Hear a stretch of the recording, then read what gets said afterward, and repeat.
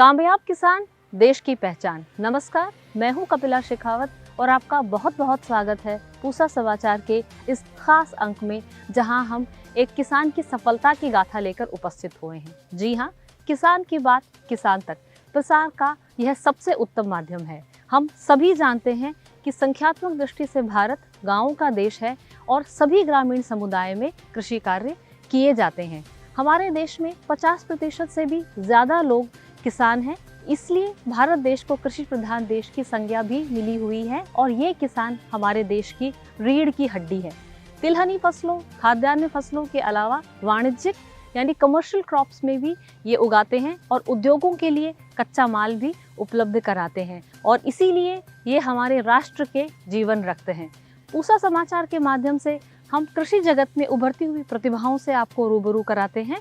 पढ़े लिखे होने के कारण, शिक्षित होने के कारण आजकल अधिकांश किसानों ने औद्यानिक फसलों की ओर अपने कदम बढ़ाए हैं और विशेषज्ञों के निर्देशन से सफलता भी प्राप्त की है। आज के इस कार्यक्रम में हम आपकी मुलाकात एक ऐसी ही शख्सियत से कराते हैं जिन्होंने आधुनिक खेती अपनाकर न केवल अपने लिए लाभ कमाया बल्कि अपने साथ जुड़े सैकड़ों किसानों को भी प्रगति का रास्ता दिखाया। पूसा समाचार में आज हम आपकी मुलाकात करवाएंगे कर्नल सुभाष देसवाल जी से, जिन्होंने परंपरागत खेती को छोड़कर आधुनिक खेती अपनाई और भारत में इंग्लिश कैरेट के बादशाह के रूप में जाने जाते हैं। आज हम उसी जगह पर बैठे हैं जहां से कर्नल साहब ने अपने व्यवसाय की शुरुआत की। कर्नल साहब, बहुत बहुत स्वागत आपका हमारे कार्यक्रम में। Thank you ma'am. हमारे दर्शकों को बताइए अपने व्यवसाय के बारे में या सनशाइन वेजिटेबल्स के बारे में। मैम, तकरीबन 22 साल पहले मैंने और जो हमारे साथी हैं लाल कृष्ण यादव जी, यहीं से हमने काम शुरू किया था जहां आप बैठे हैं जी। ये तकरीबन 250 बीघे ज़मीन है। ये हमने लीज पे लिया था उस टाइम पे, जो आज भी हमारे पास लीज पे है। यानी जमीन भी आपके पास शुरुआत में नहीं? जब हमने काम शुरू किया तो ना हमारे पास जमीन थी ना कोई इक्विपमेंट था ट्रैक्टर का। ये तो जो यहाँ पर काम शुरू किया, ये हमें जमीन मिल गया था, हमारी उनसे उठ बैठ थी जिनका ये जमीन है जी, और इसलिए यहाँ पे हमने काम शुरू किया जी। उसके बाद शुरू में एज ए फार्मर ही काम शुरू किया था हमने और 4-5 वेजिटेबल पे काम किया जी। और पहले 3-4 साल तो मैं यही कहूँगा कि टोटल फेलियर ही था, जो पैसा लगाया था सब खत्म हो गया था। उसके बाद जो है थोड़ा हमें ज्ञान आया और थोड़ा सा जो हमारे पार्टनर थे वो उन्होंने बहुत ज़्यादा यहाँ टाइम खर्च किया जी। तो एक ये गाजर की खेती पे काम शुरू किया, तो इसमें हमें लगा कि शायद ये बहुत अच्छा काम रहेगा हमारे लिए, तो वहाँ से हमने काम शुरू किया। उसके बाद काम बढ़ता चला गया और फिर तक 2006 में 7 में हमने ये सनशाइन वेजिटेबल कंपनी बनाई, क्योंकि काम बढ़ रहा था, कोल्ड स्टोरेज के ऑपरेशन होने थे और तो ये कंपनी का जो के रूप लिया इसने। और उसके बाद हम लगातार ये काम करते जा रहे हैं और आज के दिन हमारा जो एनुअल प्रोडक्शन है वो 30,000 मैट्रिक टन से थोड़ा ज़्यादा है और तकरीबन 1200 एकड़ पे हम खेती कर रहे हैं, खुद या कॉन्ट्रैक्ट फार्मिंग। और बाकी क्योंकि अब ये एक इस शहर का, सिकंदराबाद शहर का एक ये बिजनेस बन गया है, बड़े स्केल पे हज़ारों आदमी अब इससे इन्वॉल्व हैं, तो और भी हमारे की तरह थोड़े थोड़े काम और भी कर रहे हैं। कोई 5,000 टन का, कोई 3,000 टन का, उन्होंने भी अपना छोटा छोटा कारोबार बना लिया है। तो कुल मिला के यहाँ पे तकरीबन 80,000 टन्स का शायद आज के दिन काम हो रहा होगा इंग्लिश कैरेट का जी। बहुत बढ़िया। यानी कि शुरुआती चुनौतियों से आप घबराए नहीं, शुरू के 3-4 साल में जो भी आपको, उसके बाद आपने खुद और इन चुनौतियों को स्वीकार किया और आज एक सफल एंटरप्रेन्योर, एक उद्यम के रूप में कर्नल साहब उभर कर आए हैं। प्रिय दर्शकों, जिस जगह पे अभी हम खड़े हैं, इसी जगह पे कर्नल देसवाल जी ने अपना विचार रूपी बीज बोया था और आज वो विचार एक सफलता के वट वृक्ष में बदल चुका है। हमारे देश के लाल भूतपूर्व प्रधानमंत्री श्री लाल बहादुर शास्त्री जी का नारा था, जय जवान जय किसान। आपने उसको चरितार्थ किया है, आपने फौज में अपनी भारत को सेवाएं दी। उसके बाद ये किसान बनने का और इस आइडिया को आगे लेके चलने की प्रेरणा आपको कहाँ से मिली? देखिए, ये प्रेरणा तो क्योंकि हमारे ब्लड में ही, क्योंकि हमारे पूर्वज किसान थे, किसान रहे, तो वो तो हमारे ब्लड में ही था जी। और ये एक ऐसा काम है जो कि बहुत ही पवित्र काम हम जिसको मानते हैं। लेकिन कुल मिला के जब भी हम छुट्टी में घर जाते थे तो ये कोई इसकी तारीफ़ करता हमें नहीं मिला आज तक। घर में भी कि कोई खेती में मर गए, ये हो गया वो हो गया, हमें कभी ये समझ में नहीं आया कि ऐसा क्यों है जी। और हमें ऐसा लगा कि ये काम ठीक से नहीं हो रहा जी। और एक टाइम ऐसा आया कि यही जहन में एक विचार आया कि चलो इसको हम खुद करते हैं इस काम को और फिर देखते हैं कि क्या है। एक दूसरा सवाल रहेगा, जब खेती से जुड़े जो जिस तरह से सफलता की कहानी आपकी निकल के आई है, इसके लिए एक प्रॉपर प्लानिंग की आवश्यकता रही होगी, ट्रेनिंग की आवश्यकता रही होगी, आपने इसके लिए प्रशिक्षण कहाँ से लिया? हमने ऑन जॉब ही जिसको बोलते हैं प्रशिक्षण लिया, ऐसा नहीं। अच्छा। एक हमारा एक अंदर जज्बा था, जुनून था कि इस काम को हमें सक्सेसफुल करना है जी। और जहाँ पे हमने काम शुरू किया, जमीन भी हमारी में जैसे मैंने पहले बताया वो नहीं थी, तो लेकिन हमारे अंदर एक हिम्मत और वो था कॉन्फिडेंस कि हम इस काम को कर पाएंगे। और इसकी नॉलेज, अगर मैं प्रशिक्षण तो नहीं कहूँगा, अगर इसकी नॉलेज जो है वो जैसे आप जैसे पूसा इंस्टीट्यूट में गए, पंजाब यूनिवर्सिटी में गए और जो एग्रीकल्चर के डॉक्टर्स थे उनसे मिले, जहाँ जहाँ हम जा सकते थे वहाँ वहाँ जाते रहे, नई नई चीज़ का प्राप्त करते रहे ज्ञान, और उसको ज़मीन पे हमारे पार्टनर यादव जी बहुत बेखूबी उसको लागू करते रहे। और हर बार हमें अगर 10 चीज़ें हमें किसी ने हम लेके आए तो कम से कम 9 बहुत ज़रूरी काम की थी। तो इस तरीके से हम आगे नॉलेज के लेते रहे और आगे बढ़ते रहे और अपने एक्सपीरियंस से जो जो समस्याएं आई, जो प्रॉब्लम आया, उन पे विचार किया और उनका हल ढूंढा। जैसे आपने शुरुआती दौर में बताया कि 3-4 साल जब आप फौज से वापस आए, 3-4 साल आपने बहुत सारी सब्जियों में एक्सपेरिमेंट किया, कोशिश की, और फिर उसके बाद गाजर पे विचार बनाया। ये थोड़ा सा हमारे दर्शकों को बताएं कि गाजर पे विचार कैसे बना? देखिए 3-4, क्योंकि कोई पुरानी नॉलेज थी नहीं, कोई इसका ज्ञान नहीं था, तो ज़रूरी था कि इसके बारे में 3-4 चीज़ों पे काम किया। और एक दिन जो हमारे पार्टनर जिनसे मिलेंगे भी थोड़ी देर में, यादव जी के जहन में एक बात आया, वो MSc केमिस्ट्री हैं और अच्छा। उनको थोड़ा सा मैं ये कहूँगा कि एक साइंटिफिक माइंड है उनका, तो उनके दिमाग में जरूर आया कि इस गाजर पे हिंदुस्तान में काम नहीं हुआ है और हम इसको साइंटिफिक तरीके से अगर पैदा करेंगे तो शायद हम पहले आदमी होंगे और हम इसमें सक्सेस भी हो जाएगी हमारे को। तो उन्होंने ये माना कि हम इस क्रॉप पे काम करते, तो हमारा उस पर फिर फाइनल हुआ कि हम इसी क्रॉप पे काम करेंगे। एक ही उत्पाद पे पूरा ध्यान केंद्रित किया कर्नल साहब ने। एक चीज़ कर्नल साहब और बताइए कि बहुत सारे किसान गाजर की खेती करते होंगे या सब्जियों की खेती करते होंगे, आपने जो सफलता तय की, ऐसा क्या आपके प्लान में कह लें या आपका जो एंटरप्रेन्योरशिप का ये प्लान था, पूरे प्लान में ऐसा क्या अलग था, जिसको हम कहते हैं ना सफलता के ट्रेड्स कुछ अलग होते हैं, तो ऐसा क्या था जिन्होंने आपको और किसानों से भिन्न बनाया और आपको मार्केट से जुड़ा हुआ, ये आपकी भिन्नता औरों से कैसे अलग थे आप? आप किसी भी प्रोफेशन में हो, कोई भी काम करते हो आप, जब तक आपका डेडिकेशन और कमिटमेंट नहीं होगा उस काम के प्रति, तो आपको सक्सेस नहीं मिल सकती। कोई हमने ऐसा कोई नहीं कि हम आसमान से तारे तोड़ के लाए, हमने अपने काम में डेडिकेशन, कमिटमेंट और उसको साइंटिफिक वे से और जो भी हमारे पास रिसोर्सेज थी उनका ठीक से इस्तेमाल करते हुए और इसको एक पूजनीय काम समझा और इसलिए काम किया कि हमें ये सक्सेसफुल करना है। बिल्कुल, जैसा कहा भी गया है कि मानो जब जोर लगाता है तो पत्थर पानी बन जाता है, वो मिसाल कर्नल साहब ने कायम की है। इनकी मेहनत, इनकी लगन, इनकी ऑनेस्टी और इनका अनुशासन जो इन्होंने फौज से सीखा, उसको जब विज्ञान के साथ एक साथ केंद्रित किया तो सफलता की कहानी हमारे साथ सामने परिलक्षित हो रही है।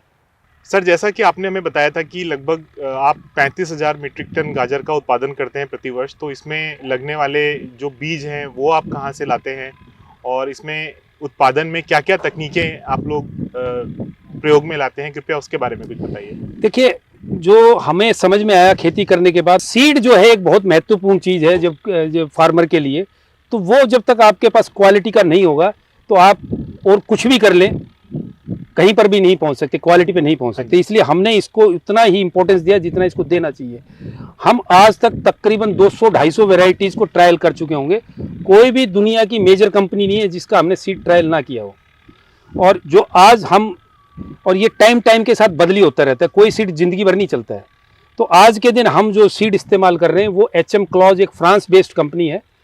हमारे इस एरिया में उस सीड की जो एक्सेप्टेबिलिटी है ज़मीन के साथ और सारा चीज़ है वो बहुत अच्छी है और इसलिए हम उसको कर रहे हैं और वहीं से हमारा ये सीड आता है। जहाँ तक एग्रीकल्चर प्रैक्टिसेस की बात है, तो वो यहाँ का फार्मर करते करते इतना दिन हो गया और उसने हर बार, एक अलग है यहाँ के फार्मर में कि वो हर बार मतलब अच्छा करना चाहता है, एक कम्पिटिटिव माहौल बना है। अक्टूबर में सोइंग करके, और इसकी जो, क्योंकि कोल्ड स्टोर रखना होता है तो बड़ी मेच्योर गाजर खोदनी पड़ती हैं, तो 130 दिन 140 दिन के मैक्सिमम पीरियड रख के, और ये मार्च में, फरवरी एंड में हार्वेस्टिंग होगी, उसके बाद ये कोल्ड स्टोर में जाएगा। तो इसमें आप सारा जो गाजर है वो स्वयं उसका उत्पादन करते हैं या फिर कुछ नहीं, हम तकरीबन 300 से 400 एकड़ हम लीज पे ज़मीन लेके उसमें करते हैं और उसके बाद हम कॉन्ट्रैक्ट फार्मिंग करते हैं फार्मर के साथ, वेयर विद ऑल उसको प्रोवाइड करके टेक्निकल नो हाउ, बाकी सपोर्ट, हार्वेस्टिंग भी कराते हैं और उसको प्री डिटरमिन्ड प्राइस पे 100% बाई बैक की अरेंजमेंट होती है। सीडर है जिसको कि किसी भी फसल के लिए इस्तेमाल किया जा सकता है। अगर आप इसको नज़दीक ला के बताएंगे, दिखाएंगे, तो इसमें एक डिस्क है ये, और उसमें डिस्क में कट होता है, सीड इधर डाल दिया जाता है और जब ऊपर ये पूरा इसमें सीड भर दिया जाता है, एक एक सीड एक कट में डलता है। सीड साइज पे ये कट डिपेंड करेगा, तो उस टाइप से डिफरेंट टाइप की डिस्क होती हैं, तो जो सीड साइज हो उसी टाइप से हम डिस्क ये डाल देते हैं इसमें। और जब ये घूमता है तो यहाँ पर एक ब्रश लगा हुआ है जिससे टकरा के बीज नीचे गिर जाता है। तो ये एक मैकेनिकल सीडर है जो कि हमने और एक सरदार अरूण सिंह जंडियाला गुरु में जिनकी ये कंपनी है, ये 4 साल में डेवलप किया था। लेकिन उससे जो बेहतर है वो ये है कि ये बेड बनाता है और उसके साथ ही सोइंग कर देता है। अगर बेड देखना हो तो ये इधर आप घुमा के देख सकते हैं, ये बेड और लाइन। ये एक ऐसा गेम चेंजर इसमें गाजर में आया कि इससे पहले ब्रॉडकास्टिंग से गाजर बोते थे जिसमें 3 से 3.5 केजी जो सीड है वो पर एकड़ लगता था, लेकिन इससे तकरीबन जो ये सीड है अभी तकरीबन 1 एकड़ में 800 ग्राम लगता है। अगर काउंटिंग से करें तो तकरीबन 5 लाख सीड्स जो हैं वो 1 एकड़ में लगते हैं। तो अब बात करते हैं यादव जी से। यादव जी, आप बताइए कि आप एक एमएससी केमिस्ट्री थे, तो किस तरह से आप और देशवाल जी साथ में आए? हाँ जी, तो वैसे ही हमारी मोटी सी बड़ी बात बताऊंगा मैं। कर्नल साहब की इच्छा हुई कि भाई काम कर रहे हैं कोई साझे में, और काम होगा नंबर 1 का। हम कहा जी नंबर 1 की तो खेती है और कुछ लगता ही नहीं हमें। बोले ठीक है भाई। हमने अपनी प्लानिंग बनाकर, थोड़ी पूंजी थी, हमने कहा एक ट्रैक्टर चाहिए। कर्नल साहब ने एक ट्रैक्टर दिलवा दिया जी। हमने काम शुरू किया, हर खेती पर किया और कहीं नफ़ा की कोई बात नज़र नहीं आई। 15-16 लाख रुपए हमने 2-3 साल में घटा लिए जी। अच्छा।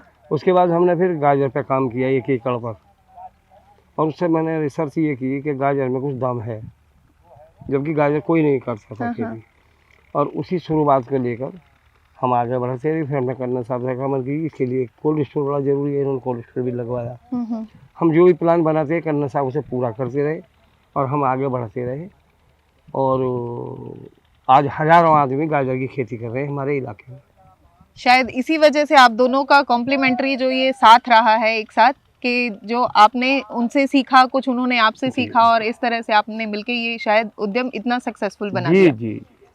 सर, मैं आप दोनों से ही अब ये पूछना चाहूंगी कि शुरुआत में जब आपने ये उद्यम शुरू किया एक साथ मिलकर, तो किस तरह से आपके परिवार का क्या रिएक्शन था? कैसे उन्होंने साथ दिया या क्या बोला आपको? हमारे परिवार ने तो, कर्नल साहब की बात तो कर्नल साहब बताएंगे जी। मेरा परिवार उसका विरोधी था कि तुम अच्छा खासा एक काम कर रहे हो बिजनेस, और खेती तो वो लोग कर रहे हैं जिन्हें कोई रास्ता ही ना हो। मतलब अच्छा नहीं मानते थे उसको।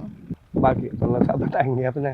तो सर आप बताइए। बाकी उस टाइम पे क्योंकि एक बहुत बड़ा प्लानिंग करके काम नहीं किया था, कुछ बताने के लिए भी हमारे पास कुछ नहीं था, और हम दोनों अपनी जगह पे अपने ठीक चल रहे थे, तो सबको बड़ा अजीब सा लगा कि ये क्या बेतुका काम कर रहे हैं। विरोध तो नहीं कहेंगे, लेकिन मतलब एक कोई प्रोत्साहन भी मतलब ऐसा नहीं हुआ। जी। आप जैसे नौकरी छोड़कर करने लगे, इस तरीके से कोई वो नहीं हुआ, तो वो एक अजीब सी बात थी। जी। पर वो उसका आउटकम जो है, उसका जो रिजल्ट निकला वो तो बहुत अच्छा निकला है।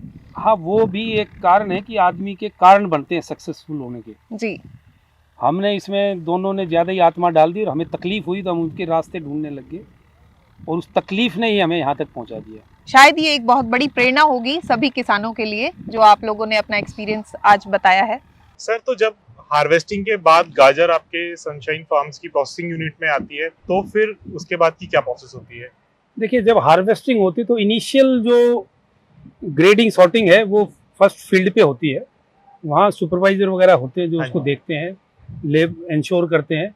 उसके बाद ये कैरेट यहाँ पर आएंगी, वेइंग स्केल पे वे होंगी, उसके बाद इसका सैम्पलिंग होगा। तो जो जिस काबिल समझा जाता है उसी तरीके से उसका मार्किंग हो जाता है। तो अगर वो सीधे वॉशिंग पॉइंट पे आएंगी या अंदर कोल्ड स्टोर में जाएंगी, या हमें कहीं बाहर डिस्पैच करना है तो हम बाहर डिस्पैच करेंगे। तो वो सीधे डिस्पैच भी हो जाती है, या फिर वेट करना हो तो? जितना भी प्रोसेसिंग की इंडस्ट्री है, क्योंकि प्रोसेसर को हमेशा कम पैसे में सामान चाहिए, तो जब हार्वेस्टिंग होता है उसी टाइम पे इसकी सबसे कम कीमत होती है। तो जितनी प्रोसेसिंग इंडस्ट्री है जो कैरेट का डिहाइड्रेशन, IQF या पल्पिंग करते हैं, वो उसी टाइम पे इसको लेते हैं। तो उस टाइम पे 3 जगह ये चीज़ें चली जाती हैं, या तो प्रोसेसर के पास चला गया, या वॉशिंग में चला गया, वो मार्केट में जाएगा, या कोल्ड स्टोर में आ गया। तकरीबन हार्वेस्टिंग के बाद जितना कैरेट हम हार्वेस्ट करते हैं 85 to 90% वो कोल्ड स्टोर में जाता है, क्योंकि मार्केट में उस टाइम पे लाल गाजर चल रही होती है जो एशियाटिक रेड है। तो हमारे नॉर्थ इंडिया में इसकी डिमांड इतनी ज़्यादा नहीं होती, तो इसलिए ये पर फोर्स है कि इसको हमें कोल्ड स्टोर के अंदर ले जाना पड़ता है। तो सर कोल्ड स्टोरेज में कुछ दिन तक रहने के बाद जब आप उसे बाहर निकालते हैं तो उसमें कोई स्पेशल स्टेप होता है प्रोसेसिंग में? नहीं, कोल्ड स्टोर में हम जब निकालते हैं तो ऐसा कोई स्पेशल स्टेप नहीं है। हम इतना सा ध्यान रखते हैं कि जब रखते हैं तो उसकी क्वालिटी का मार्किंग करते हैं, जिस टाइप की डिमांड होती है उसी टाइप का हम प्रोडक्ट अंदर से निकालते हैं। मान लो उदाहरण के तौर पे अगर होटल इंडस्ट्री में जाना है तो उनको मोटा प्रोडक्ट चाहिए, मोटा साइज। जो नॉर्मल मार्केट में जाएगा उनको एक पर्टिकुलर साइज चाहिए। जो रिटेल चेन्स में, ऑर्गेनाइज रिटेल चेन में जाता है, उनकी पैकेजिंग में अलग चीज चाहिए। तो उस तरीके से हम उसको निकालते हैं। ग्रेडिंग का। सर तो हार्वेस्टिंग हो गया, हमारा प्रोसेसिंग के सारे स्टेप्स पूरे हो गए, आपकी कोल्ड स्टोरेज में हो गई, तो आपने जो इसका मार्केट डेवलप किया वो कैसे किया और आप कैसे करते हैं, मतलब पूरे साल भर? देखिए, बेसिकली 3 टाइप की मार्केट है। एक है कि प्रोसेसर, काफ़ी बड़ा कैरेट का जो कंजम्पशन है वो प्रोसेसिंग में होता है इंडिया में। लाइक नेस्ले है, ITC है, इनको डिहाइड्रेटेड प्रोडक्ट चाहिए, या IQF फ्रोजन चाहिए, या पल्पिंग चाहिए किसी को। तो एक सेगमेंट तो हमने जो चुनी वो प्रोसेसिंग थी, एक उनको देते हैं हम।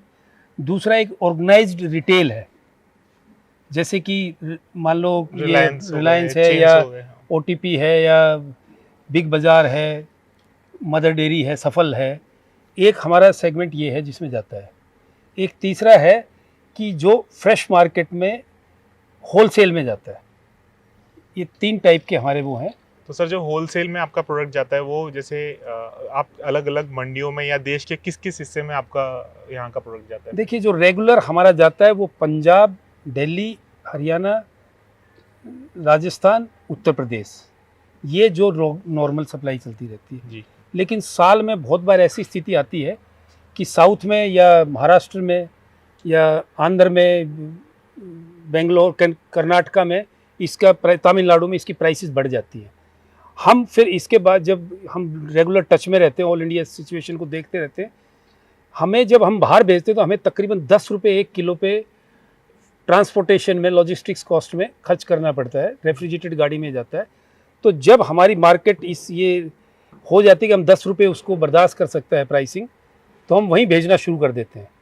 तो इस तरीके से हमारे को विंडो मिलती, मान लो 2 महीने की हैदराबाद में मिल गई, 3 महीने की बेंगलोर में मिल गई, बॉम्बे में हो जाए, ये हर साल में ये सिचुएशन आती है। अदरवाइज नॉर्मल नॉर्थ इंडिया में हमारी सप्लाई है, J&K भी होती है।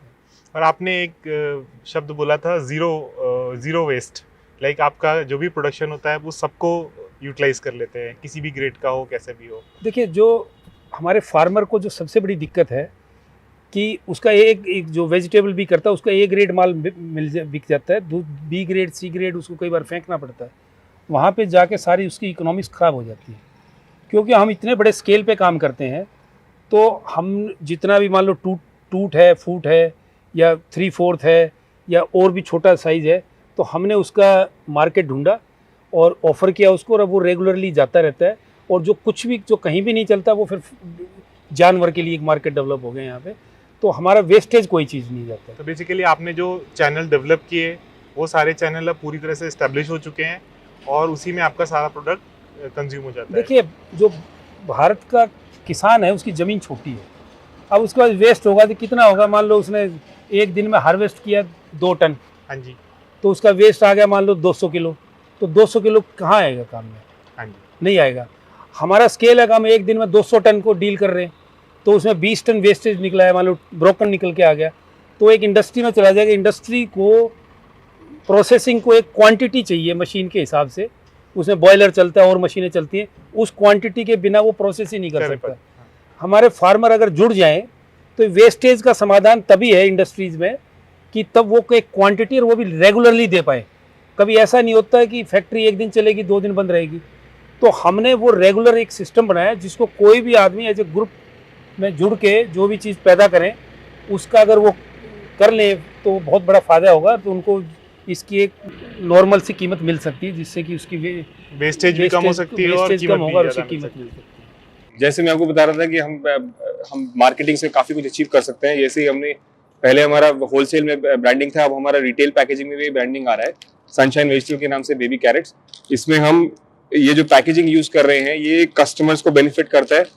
आप इसको खोल के अपना प्रोडक्ट निकाल के वापस बंद करके रख सकते हैं। ये एक एडवांटेज क्रिएट करता है कस्टमर्स के में, इसलिए इसकी डिमांड ज़्यादा बढ़ती है। प्रोडक्ट खराब नहीं होता है। इस तरीके से अगर आप पैकेजिंग में भी इंट्रोडक्शन लाएंगे, कुछ इनोवेशन लाएंगे, कुछ डिफरेंट पैकेजिंग यूज करेंगे तो कस्टमर की तरफ से तो आपके प्रोडक्ट की डिमांड बढ़ेगी। तो अब बात करते हैं हम सागर और धीरज से। सागर कर्नल देसवाल जी के बेटे हैं और धीरज यादव जी के बेटे हैं।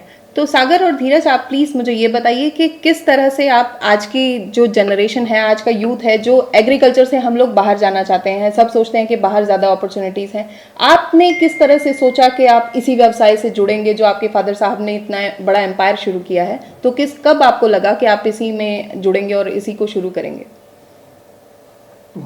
मैं स्टार्ट किया था, मैंने अपना एजुकेशन जो था, I was engineer in computer science, और मैंने 2.5-3 साल इन्फोसिस में काम किया। बैंगलोर में मैं काम करता था उस टाइम पे। And I used to keep coming home, देखता था किस तरीके से ये एग्रीकल्चर ग्रो कर रहा है, किस तरीके से एक्सपर्टीज़ यूज़ की जा रही है, एक्सपर्टीज़ बनाई जा रही है। Then I said to my father कि मैं भी ज्वाइन करना चाहता हूँ, बिकॉज मेरे को इंटरेस्ट कम हो रहा है आईटी में एज़ कम्पेयर टू एक रियल फिजिकल फील्ड वर्क में ज़्यादा इंटरेस्ट आ रहा है। तो ये सेट तुमको कुछ आता है नहीं है, the IT department, the IT industry और जो एग्रीकल्चर इंडस्ट्री है वो माइल्स अपार्ट है, तो कोई कनेक्शन नहीं है तुम तो कुछ तुमको सीख आना चाहिए, इससे पहले कुछ ब्रिंग करो इसमें इंडस्ट्री को, तभी कुछ फ़ायदा है। तो देन आई डिसाइडेड कि आई डिड सम स्टडीज़, और उसके बाद फिर मैं एक एनजीओ के लिए भी काम करने गया महाराष्ट्र में, डॉट एरिया था, वहाँ पे मार्केटिंग का काम था हमारे को। विमेन फार्मर्स के साथ उनका प्रोडक्ट मार्केट करना था, पुणे मुंबई में 6 महीने वहाँ काम किया। वहाँ एक रिपोर्ट बनाई जिसको देख के एक कंसल्टिंग फर्म दिल्ली में वो इम्प्रेस हुई, उन्होंने फिर मुझे यहाँ पे हायर किया, वहाँ 3 साल काम किया। देन मैं यहाँ आया तो हमारा स्वयं एक और कोर्स कंस्ट्रक्ट हो रहा था, वहाँ से मैंने शुरुआत की ज्वाइनिंग। वो जो उसका क्या बोलते कंसल्टिंग पार्ट था वो मैंने किया उस फर्म की तरफ से। एंड देन फाइनली जो हम ये अपना प्रोसेसिंग प्लांट लगा रहे हैं उसका सारा जो कंसल्टिंग वर्क है वो सब मैंने किया है। मतलब आपके अनुभव का पैमाना बहुत बड़ा है, बहुत छोटी उम्र में आपने काफ़ी कुछ सीखा है जो शायद आपको बहुत काम आएगा इस व्यवसाय में। तो अब हम धीरज जी से बात करते हैं। धीरज जी, आप बताइए आपने किस तरह से इसको सोचा कि मैं इसी उद्यम में काम करूँगा? बेसिकली मैं एविएशन बंदा हूँ, एरोनॉटिकल इंजीनियरिंग मैंने किया हुआ है और मैं एयर इंडिया में किया हूँ करीब 5 साल काम, एंड देन स्पाइसजेट एयरलाइंस में। तो मेरा फील्ड ही टोटली डिफरेंट है, क्योंकि फादर ने स्टार्ट किया था विद मिस्टर कर्नल, चाचा जी लगते हैं मेरे एक्चुअली। तो हमेशा कभी आता था देखने के लिए, तो काफ़ी मतलब, वरना फार्मर के बारे में हमेशा बोला जाता है कि मतलब ना बड़ा ही लूज बिजनेस है बेसिकली वो काम करने के लिए। तो उन्हें काफ़ी मतलब बाद में हमें देखा काफ़ी स्कोप है इसके अंदर एक्चुअली। तो आई वर्क ऑलमोस्ट 20 ईयर्स, मैंने 20 ईयर्स जॉब किया एक्चुअली। तो मेरा भी ज़्यादा काम रहा है नहीं यहाँ पे, लेकिन इट्स वेरी इंटरेस्टिंग कि नई चीज़ें जो फील्ड में हम जो ग्रो कर रहे हैं, बेसिकली कैड का काम कर रहे हैं, बाकी भी हम देख रहे हैं जो क्रॉप्स क्या उसमें सस्टेनेबिलिटी हमारी। तो लेकिन ये है कि हाँ, आगे फ्यूचर में एक्चुअली एक खेती एक ऐसी चीज़ जो आगे सर्वाइव करने वाली है। कोई आप कोई भी फील्ड ले लो, वो बहुत पहले से यही चलती हुई जा रही है आगे। तो लॉट ऑफ स्कोप एक्चुअली, वो स्कोप देखने के बाद ही मेरा इंटरेस्ट काफ़ी अच्छा जगह है इसके अंदर कि ये इसमें जाना चाहिए। सही कहा आपने, खेती एक ऐसी चीज़ है जो शायद कभी ख़त्म नहीं हो सकती, इसका कुछ एंड नहीं है, कोई अंत नहीं है, और बहुत अच्छा फ्यूचर भी है, भविष्य है। बहुत अच्छी बात है। अब आप दोनों मुझे ये बताइए कि इस व्यवसाय में अभी आप क्या भूमिका निभा रहे हैं? बेसिकली मैं क्या नाम आपका खेती में भी देख रहा हूँ एक्चुअली, मार्केटिंग भी देख रहे हैं, बाकी हमारा कंस्ट्रक्शन का काम चल रहा है हमारा पीछे प्लांट में, वो भी देख रहे हैं। तो overall we are seeing everything actually. तो आप लोग जो आजकल डिजिटल सिस्टम है हमारे यहाँ, उसको किस तरह से इस्तेमाल कर रहे हैं अपने इस व्यवसाय को आगे बढ़ाने के लिए? डिजिटल तो हम टोटली यूज कर रहे हैं। जैसे कि हम बड़ा एक चीज़ है कि जो ऑनलाइन हमारी शॉपिंग, आप जैसे दिल्ली रहेंगे या बॉम्बे रहेंगे तो आप ऑनलाइन शॉपिंग करते हैं, आप कोई भी सब्जी मंगाते हैं, तो हम लोग प्लेटफॉर्म ऐसा बनाया हुआ है एक्चुअली, क्योंकि बेसिकली फ्रॉम कंप्यूटर इंजीनियर, तो हमने सिस्टम डेवलप किया हुआ है कि हमने आज इस दिन सोइंग की है, इस दिन वाटरिंग की है, इस दिन ये पेस्टिसाइड डाला है, अगर पेस्टिसाइड यूज करना पड़ता है तो, और इंसेक्टिसाइड डाला है, कब हमने उसको हार्वेस्ट किया, तो एवरी इन्फॉर्मेशन वी हैव। तो अभी हम नेक्स्ट प्लेटफॉर्म पर लाने वाले हैं उसको कि किस जगह जो आप चीज खा रहे हो आप उसके साथ क्या क्या हुआ है, कब किस प्लेटफॉर्म पर क्या चीज हुई, सारा बैकग्राउंड किस फील्ड में हुआ, किस रीजन में हुआ है, वो एक हम टेक्निकली वो लेके आ रहे हैं। तो क्या आपने सागर जी कोई ऐप या कुछ ऐसा बनाया है अपने इस सिस्टम के लिए? हाँ, हमने सिर्फ ऐप तो हमने बनाए हैं। ये ऐप हमने एक्चुअली बिजनेस चारों तरफ से एक्सपैंड कर रहे हैं। So information, having the information हमारे पास होना, एक डिसीजन मेकर के लिए इन्फॉर्मेशन होना बहुत ज़रूरी है।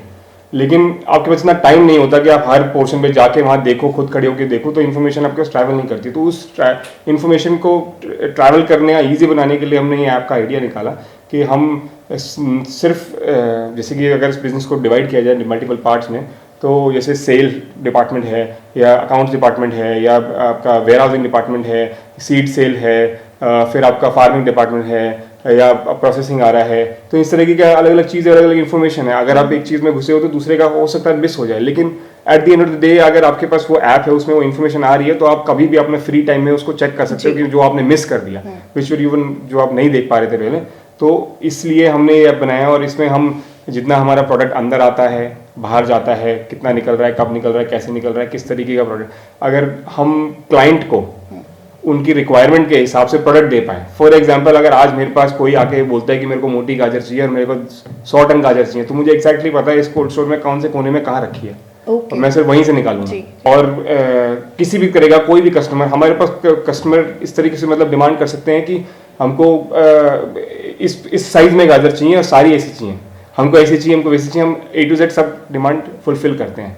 आज तक जो हम वैसे पढ़ सुनते आ रहे हैं, वैसे भी एक मतलब आपने फ्रेज पढ़ा होगा, कहते हैं कंप्लीट ट्रेसेबिलिटी।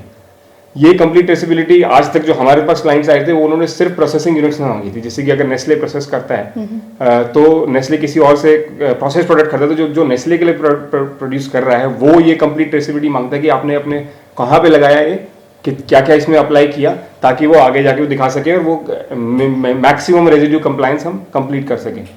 तो इसको हम नेक्स्ट लेवल लेके जान सकते हैं कि हमारे ई रिटेलर्स, जो हमारे बायर्स हैं, जैसे कि आप जैसे कस्टमर्स जो हैं, जो अपने फ़ोन पे या अपने मंडी में, अपने शॉप के बाहर जो खरीदना चाहते हैं, उनको भी ये पता चल सके कि वो प्रोडक्ट कहाँ से आया है, कहाँ लगा था। तो हमने नई पैकेजिंग निकाली है, उस पर हम नेक्स्ट ईयर से QR कोड्स डालेंगे, जो स्कैन करके वो आराम से बता सकते हैं कि कौन से फील्ड से उनका प्रोडक्ट आया है। एक आर्टिकल में फ्रंट लाइन के मैगजीन में, carrot capital of India, we are the single largest producer of English carrots. Single largest का मतलब है कि single entity producing at such a scale. वैसे तो लार्जेस्ट प्रोड्यूसर ऊटी है, but single largest, we are the single largest producer. तो सागर जी और धीरज जी, आप अपने हमारे देश के युवा को किस तरह से क्या मैसेज देना चाहेंगे जिससे उनका रुझान इस व्यवसाय की तरफ, कृषि की जो महत्वता है उसकी तरफ बढ़े? एक्चुअली खेती को तो लोगों ने पहले से नेगेटिव वे में लिया हुआ है एक्चुअली, पर ऐसा नहीं है, क्योंकि अगर हम फ्यूचर देखेंगे, तो पहले ही बताया था आपको, फ्यूचर आप देखेंगे तो इसका तो कोई एंड है नहीं एक्चुअली। खाना तो सबको खाना ही है, ऐसा तो नहीं होता बगैर खाया जाएगा। AI कितने आने दो, AI आपको सपोर्ट करेगा इसके अंदर, पर फाइनली तो हमको आपको खेती करनी है और वो प्रोड्यूस निकालना पड़ेगा। तो मुझे लगता है कि इससे आगे, क्योंकि बाकी मैंने देखा, क्योंकि मैं भी आपको बताया 20 साल में जॉब किया है करके, तो हर चीज़ का एक एंड होता है, पर इसका कोई एंड नहीं है एक्चुअली। तो मुझे लगता है कि शायद ये फ्यूचर तो है, मैं तो वही देखकर इसको इधर आया हूँ एक्चुअली। और आगे मुझे लगता है कि बाकी लोग भी जो आई थिंक गांव से शहर की तरफ जा रहे हैं, उनको शायद वो इधर थोड़ा ध्यान देना खेती के ऊपर, तो आई थिंक काफ़ी बेनिफिशियल हो सकता है उनके लिए। अगर मैंने कंप्यूटर इंजीनियरिंग की, तो मैंने पहले कंप्यूटर साइंस में जॉब किया, या कोई भी इंजीनियरिंग करता है वो एक इंजीनियरिंग इंडस्ट्री में जाता है और वो करता है। इस देश का कैसे तो दुर्भाग्य ये है कि जितने लोग BSc MSc कर रहे हैं, जो एग्रीकल्चर पढ़ के आ रहे हैं, वो एग्रीकल्चर नहीं कर रहे हैं, वो या तो टीचिंग जॉब या किसी और जॉब में लग जाए। तो एक जो नॉलेज गैप है, एक प्रैक्टिकल नॉलेज जो फार्मर पास है वो तो है ही, लेकिन जो थियोरेटिकल नॉलेज जो लेके आ रहे हैं, जो आप एडवांस नॉलेज जो लेके आ रहे हैं, वो फील्ड में नहीं पहुंच पा रही है, because this disconnect is there. I think जो नए यूथ है, अगर वो BSc और MSc एग्रीकल्चर पढ़ रहे हैं, तो उनको एग्रीकल्चर करना चाहिए और वो प्रैक्टिकल और थ्योरी को जोड़ना चाहिए।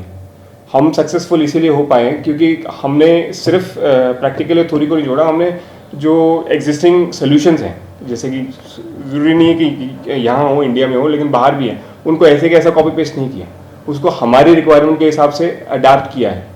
जो जितने भी यूथ अभी अगर कर रहे हैं उसको, उनको हमेशा ये देखना चाहिए कि कोई भी अगर वो बिजनेस शुरू कर रहे हैं, स्पेशली इन एग्रीकल्चर, सस्टेनेबिलिटी बहुत ज़रूरी है और उसके बाद स्केलेबिलिटी बहुत ज़रूरी है। अगर आप सस्टेनेबिलिटी बना दो और बहुत ही छोटा स्केल तक ही रखो तो उसका भी कोई फ़ायदा नहीं। You have to reach a scale. Market की इंडिया में कोई कमी नहीं है, इंडिया से बाहर जाओगे और बड़ा मार्केट है। कमी है अच्छा प्रोड्यूस करके उसको जो मांग रहा है उसके पास वैसी क्वालिटी में पहुंचाना है।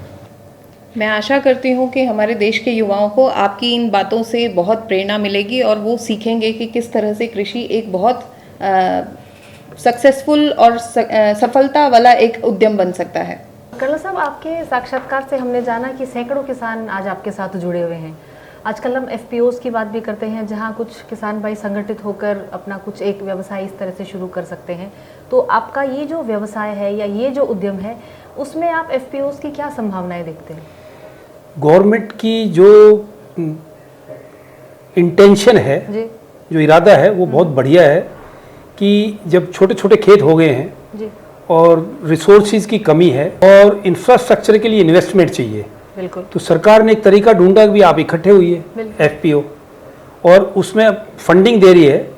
अगर उसको ठीक से इस्तेमाल किया जाए, FPO ठीक से बन जाए, तो ये हिंदुस्तान का नक्शा बदली कर सकते हैं। तो कुछ मोटे मोटे सुझाव आप देना चाहेंगे कि ये इसका एग्जीक्यूशन या इम्प्लीमेंटेशन सही तरीके से हो पाए ग्राउंड रूप पे लेवल पे? पर सबकी इंटेंशन ठीक है, सरकार की इंटेंशन ठीक है, बैंक की इंटेंशन ठीक है, जो चीज़ों पे ये पैसा दिया जा रहा है वो भी ठीक है, लेकिन जो उसको इस्तेमाल कर रहे हैं उनको अपनी सोच बदलनी पड़ेगी कि एक सुनहरा मौका है और हम साथ में आए, ये एक मौका है, उसको अगर ठीक से हम इस्तेमाल कर लें, जो पैसा आ रहा है, जो इंफ्रास्ट्रक्चर बनना है उसको ठीक से काम कर लें, अच्छे से बनवाएं, उसमें कोई करप्शन ना होने दें, तो ये एक अच्छा फार्मूला हो सकता है। यानी किसान मित्रों पर निर्भर करता है कि सरकारी योजनाओं का किस प्रकार वो अधिक से अधिक लाभ उठा सके। मैडम, आप वो पुरानी कहावत है कि घोड़े को पानी तक तो ले जा सकते हो, पानी तो घोड़े को नहीं पीना पड़ेगा। जी जी। तो कर्नल साहब, आपके फौजी जज्बे और जुनून को बहुत बहुत सलाम। कभी लगता है कि बस बहुत हो गया, अब इसी को ही संभालते हैं, या भविष्य के लिए आपकी और भी योजनाएं हैं, या सनशाइन वेजिटेबल्स को आने वाले 10-15 सालों में आप कहाँ देखते हैं?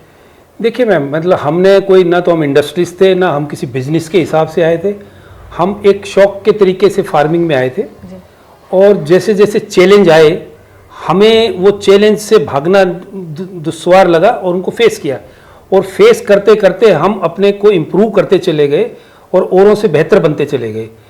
अब आज के दिन एक स्थिति है, आज बिजनेस में भी या किसी काम में भी, कि या तो आप आगे बढ़ रहे हैं या पीछे जा रहे हैं, स्टैटिक कुछ नहीं बचा हुआ है। अगर आप ये सोचे मैंने बहुत कर लिया, गुड कंफर्ट जोन में आ जाए, तो ये काम बंद हो जाएगा। और जितने आदमी इससे जुड़े हुए हैं, रोजी रोटी वगैरह वगैरह सब की, ये हम ये जिम्मेवारी मानते हैं अपनी, कि जो हमारे साथ जुड़े हैं वो ज़िंदगी भर इस तरीके से जुड़े रहें, आगे बढ़ते रहें। तो हम हर रोज़ ये कोशिश में रहते हैं कि कोई ना कोई नया जोड़ करें, नई चीज़ लागू करें जिससे और बेहतर हो और बेटरमेंट हो। तो रुकने का कोई तरीका नहीं। बहुत ही नेक और सकारात्मक सोच है आपकी। तो आज के कार्यक्रम में हमने आपके सफ़र को जाना, कैसे एक आम किसान से आप एक सफल उद्यमी के रूप में इतने प्रचलित हुए, आपको सभी जानते हैं। तो इस कार्यक्रम के माध्यम से बहुत सारे दर्शक हमारे साथ जुड़े हुए हैं। तो एक आम किसान के लिए आपका क्या संदेश है? मैं भी एक आम किसान के घर से आता हूँ, और आप जब ये मेरा जो पहला आपने मेरे से सवाल जवाब किया, तो शायद एक चारपाई पे बैठे जहाँ से हमने शुरू किया था, ऐसे ही शुरू किया था। मैं सबके सामने अपने को रोल मॉडल बताना चाहता हूँ, और वो मैं साबित कर चुका हूँ कि कहाँ से शुरू करके किराए की ज़मीन लेके, और जब नॉलेज ना होते हुए भी आज हमने ये करोड़ों रुपए का इंफ्रास्ट्रक्चर खड़ा कर दिया है। आज पूरे हिंदुस्तान में हम गाजर भेज पाते हैं। आज हमारे पास खेती को तो अलग छोड़ दीजिए, तकरीबन 15,000 मैट्रिक टन का स्टोरेज स्पेस है, कोल्ड स्पेस, और इससे बड़ा प्रोजेक्ट अगले फरवरी तक हमारा बनकर तैयार हो जाएगा। और भारत सरकार ने भी हमें प्रोत्साहन के तौर पे 8.5 करोड़ रुपए की सब्सिडी दी है, और वो हमारी किसी सिफारिश से या किसी उससे नहीं हुआ, वो हमारी मेरिट पे जो हमने अच्छा काम किया उसको देखा गया और हमें इसलिए प्रोत्साहन दिया गया। बैंक भी हमारे को प्रोत्साहन देता है, सरकार भी देती है। हमें भी, आप भी हमारे जैसे बन सकते हैं कि अगर जब आज मैं, हंसी की बात नहीं होनी चाहिए, आज मैं अगर गाजर बेचने जाता हूँ तो मैं हवाई जहाज में बैठ के जाता हूँ गाजर बेचने, और मैं इसे गर्व महसूस होता है मेरे को कि हाँ, एक किसान भी एक इज्जत है। आज हम किसी से भी जाके इज्जत के साथ खड़े हो सकते हैं, मिल सकते हैं। तो उसमें हमें इस प्रोफेशन को ऐसा लगा कि इज्जत सम्मान के साथ जोड़ा, और हमें ऐसा लगा कि हमें भी मिला और हमने भी इस प्रोफेशन को दिया। तो इस काम को कमजोर नहीं समझना चाहिए और सिर्फ इसी बात पे नहीं कर देना चाहिए मेरे पास 2 एकड़ जमीन है, मैं क्या करूं। हमारे पास 2 एकड़ जमीन भी नहीं थी, लेकिन एक जज्बा था, और जो हमारे पास पैसे थे उसको हमने सूझबूझ से और मेहनत से लगाया और साथी ढूंढा। अकेला आदमी नहीं कर पाता है, तो एक साथी ढूंढा जो 25 साल से हम साथ में काम कर रहे हैं।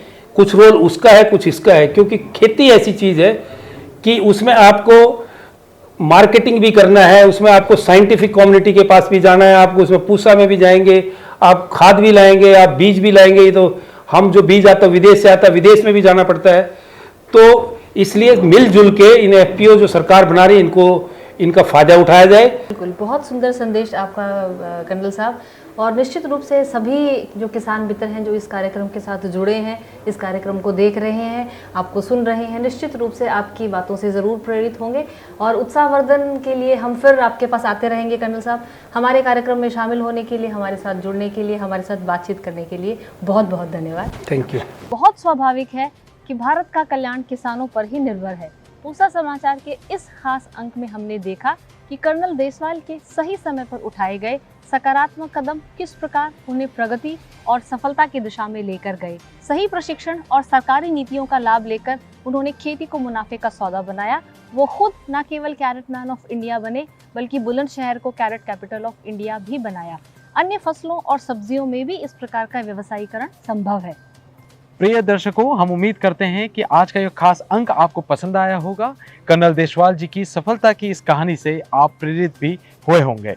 आपकी प्रतिक्रियाओं का हमें हमेशा इंतजार होता है। आप अपनी प्रतिक्रियाएं हमसे अवश्य साझा करें। हमारे कार्यक्रम में रुचि लेने और लगातार हमसे जुड़े रहने के लिए बहुत धन्यवाद। अब हमारी आपसे मुलाकात होगी अगले शनिवार, जहां खेती किसानी से जुड़े कुछ विशेष विषयों पर हम विशेषज्ञों की जानकारी लेकर हाजिर होंगे। तब तक लेते हैं आपसे इजाजत। नमस्कार।